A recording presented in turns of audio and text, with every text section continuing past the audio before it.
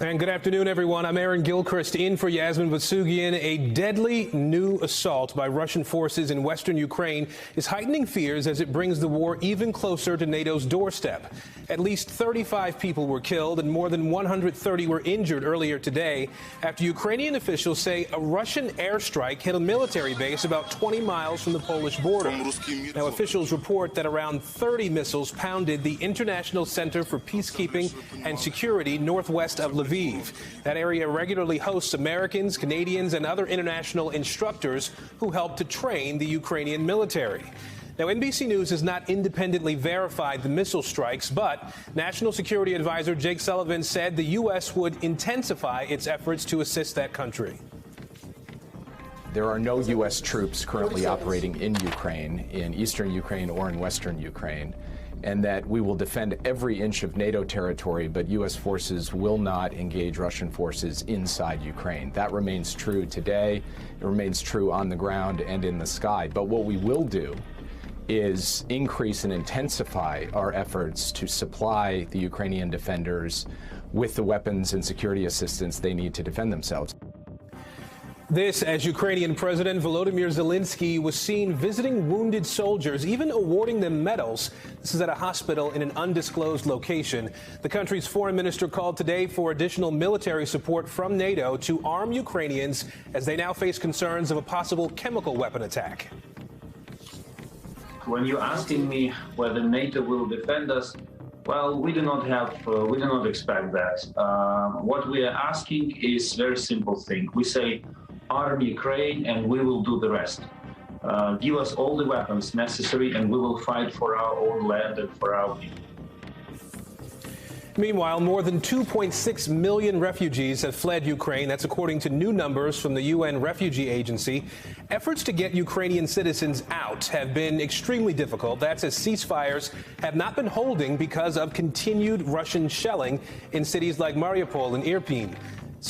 You can see some of the video here, and the U.S. State Department confirming just in the last hour the death of an American journalist in Ukraine today.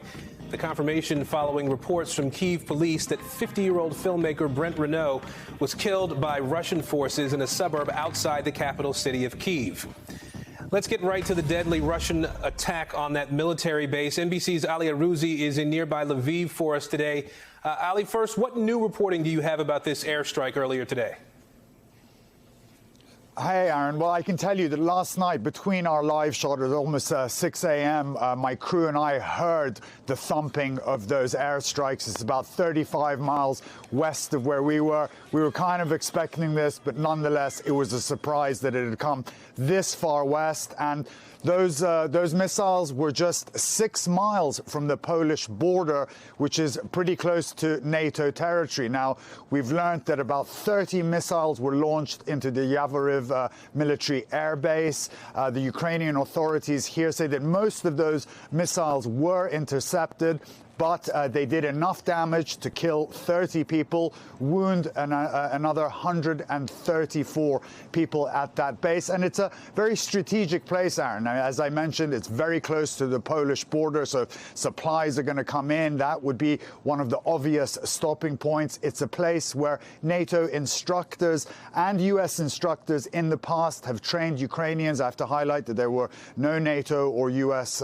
forces present when that place was hit. And it's also a place where a lot of the volunteers go to that base to sign up and then from there go to the front line. So it was a big strike there, and it's shaken people here in Lviv. Lviv has always been a safe hub on the western side of the country. I went out today, I spoke to people. They were very rattled that this had come this far. You have to also remember that there are a lot of displaced people here in Lviv. I spoke to one family. They said this is their last safe point. They were living with another family. If Lviv was to be hit, they have nowhere else to go.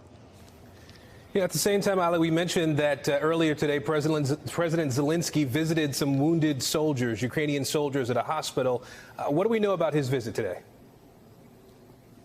That's right. He visited some of these Ukrainian soldiers that had been hurt at the hospital. He took selfies with them. He handed out 106 medals for heroism to them, 17 of them posthumously. And, you know, you speak to people here, it's a huge morale boost, not just for the soldiers, but for the people here.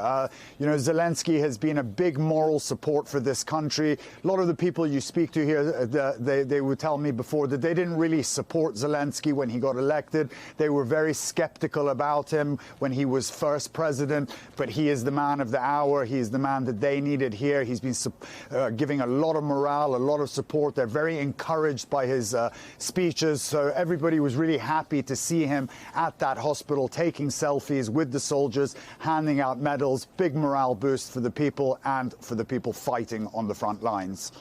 I also want to ask you about some of these kidnappings we've been hearing about. President Zelensky said this week that last week, rather, that Russia had entered a new stage of terror there.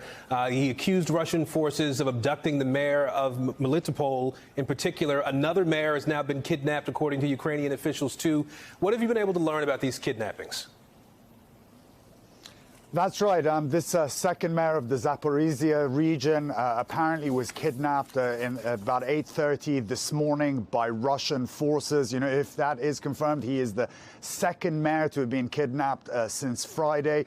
Ukraine officials are saying that this is a terrorism tactic to rattle the population of these towns and to install puppet regimes at a sort of a low-level bases in these small places. They said that the mayor that was abducted on Friday has now been given terrorism charges by the Russians. Ivano Fedorov is now in Russian custody. We've seen video of him being led away blindfolded by the Russians. The Ukrainians have said that the Russians have now installed another mayor in Melitopol. But the people in Melitopol were very defiant when he was taken away. They came outside occupied buildings, protesting, chanting against the Russians. But this is, the Ukrainians are saying, these are terror tactics by the Russians to install puppet regimes in these various districts, and it's very disconcerting.